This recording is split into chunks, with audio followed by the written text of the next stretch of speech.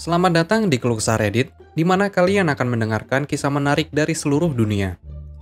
Kali ini adalah beberapa kisah tentang tema malicious compliance yang singkatnya memberi pelajaran kepada seseorang yang ngeyel alias kolot. Berikut ceritanya. Cerita pertama. Setengah hari sepenuhnya tergantung pada waktu makan siang yang ditetapkan. Oke kalau begitu. Temanku dulu bekerja di bagian keuangan untuk sebuah perusahaan yang umumnya memperlakukannya dengan sangat buruk. Dia dibayar jauh lebih sedikit daripada yang dia tahu mampu dibayar perusahaan, dan umumnya diabaikan.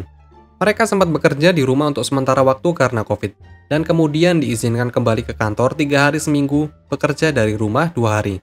Saat bekerja dari rumah, teman senang melewatkan perjalanan. Lagi pula, karena bangun pagi, dia memutuskan untuk bertanya kepada bosnya apakah dia diizinkan untuk mulai bekerja pada jam 7 pagi dan selesai pada jam 3 sore agar dapat pergi dan pulang kantor lebih cepat.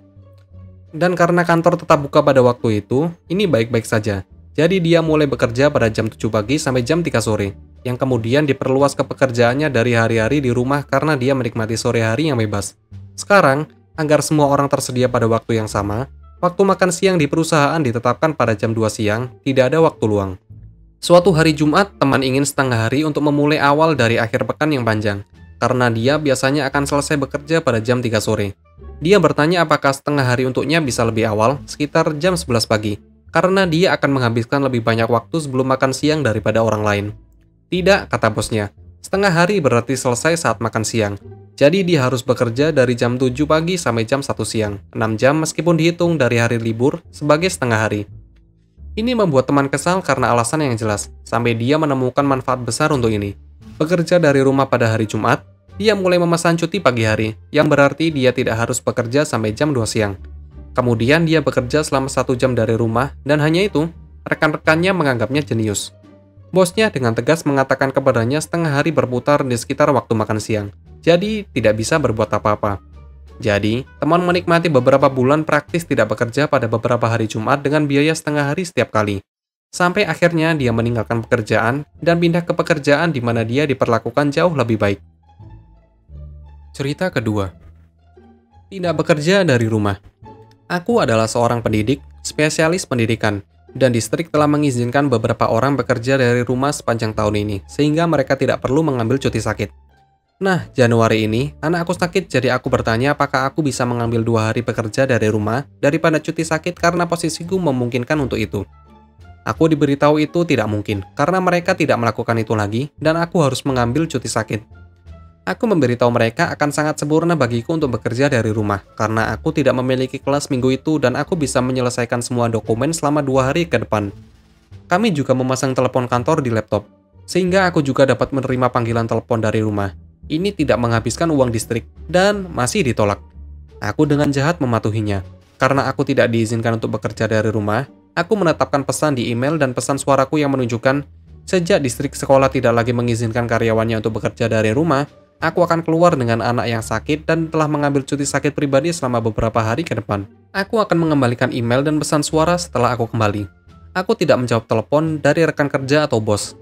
Aku akhirnya cuti 3 hari, dan ada beberapa masalah besar di tempat kerja yang bisa diselesaikan dalam waktu sekitar 30 detik jika saja aku diizinkan bekerja dari rumah. Sisi baiknya, tidak bekerja dari rumah memungkinkan aku untuk mendapatkan pelukan balita yang benar-benar hebat. Itu juga memungkinkan aku untuk menyadari kalau distrik sekolah tidak terlalu peduli, dan inilah mengapa semua kita sangat lelah. Cerita ketiga. Malicious compliance masa lalu di perusahaan CNC. Aku baru-baru ini mulai bekerja di sebuah perusahaan yang berspesialisasi dalam pekerjaan CNC kelas atas. Pikirkan kontrak kedirgantaraan, otomotif, dan pertahanan yang berjalan dalam 3 shift 24 jam sehari, sehingga mereka dapat menjaga mesin tetap berjalan. Ini bukan malicious compliance-ku, melainkan malicious compliance masa lalu yang diberitahukan kepadaku kalau aku sekarang menuai manfaatnya. Ketika aku mulai, aku diberitahu karyawan bebas untuk makan siang berbayar selama 30 menit kapanpun mereka mau. Alangkah baiknya aku pikir, sebuah perusahaan yang tidak micromanaging. Setelah berbicara dengan beberapa pengatur waktu lama, aku menemukan alasan mengapa kebijakan ini diberlakukan kembali. Beberapa latar belakang terlebih dahulu. Mesin CNC pada dasarnya adalah pabrik otomatis. Kami menempelkan bilet logam atau casting ke dalamnya. Itu melakukan keajaiban, dan bagian mesin dibuat. Banyak potongan dibuat, lubang dibor dan disadap, semuanya sangat presisi. Proses ini dapat memakan waktu beberapa menit atau beberapa jam berdasarkan seberapa banyak atau seberapa presisi permesinan yang dilakukan. Umumnya semakin mahal bagiannya, semakin banyak waktu yang dihabiskan untuk mesin. Ceritanya adalah seorang manajer baru direkrut beberapa tahun yang lalu dan segera mulai meningkatkan produksi. Rupanya, bagian dari rencana besar mereka adalah meminta semua orang mengambil makan siang mereka pada waktu yang sama untuk memberikan pertanggungjawaban. Karena setiap orang makan siang pada waktu yang berbeda, teorinya adalah ada orang yang makan siang selama 32 menit, bukannya 30 menit, mengurangi produktivitas dan dengan demikian dapat ditingkatkan. Tidak ada yang benar-benar memiliki catatan istirahat 32 menit ini, tetapi mereka pasti sedang berlangsung bukan? Karena sebagian besar proses memakan waktu lebih dari 30 menit, orang akan beristirahat sehingga mereka baru saja memasukkan bagian, makan siang, dan kemudian kembali untuk melanjutkan pekerjaan. Kebanyakan memeriksa bahwa bagian yang dibuat sebelumnya memenuhi toleransi, sebagai mesin CNC bekerja melalui waktu yang dihabiskan untuk istirahat. Sistem baru menemukan bahwa orang-orang akan mengambil makan siang mereka dan mesin ditinggalkan di downtime, hal yang paling mengerikan yang bisa dibayangkan pemilik.